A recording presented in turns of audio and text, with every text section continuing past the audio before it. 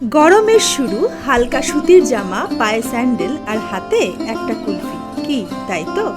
16th সেঞ্চুরিতে দিল্লিতে মোগল আমলে প্রথম তৈরি হয়েছিল এই কুলফি, যা এখনো ভারতীয়দের পছন্দের তালিকায় সবার উপরে। ফুল ফ্যাট দুধকে হালকা আঁচে জাল দিতে দিতে কড়াইয়ের পাশে জমতে থাকা মালাইকে এভাবে স্ক্র্যাপ করে আবারও দুধে মিশিয়ে নিতে হবে।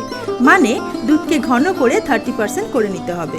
এবার তাতে দুধে ভিজানো কেশর, এলাচ গুঁড়ো আর জলে ভিজিয়ে রাখা কাজু বাদামের পেস্ট অ্যাড করে একটু ফুটিয়ে ভালো করে ঠান্ডা করে নেব। মিক্সার গ্রাইন্ডারে ঠান্ডা মিশ্রণটা ঢেলে তাতে গুড় অ্যাড করে ফাইন পেস্ট বানিয়ে নেব। এবার সেটাকে গ্লাসে ঢেলে ওপর থেকে একটু কিশমিশ ছড়িয়ে ফয়েল পেপার আর আইসক্রিম স্টিক সহযোগে এভাবে ফ্রিজিং করে নেব ওভারনাইটের জন্য।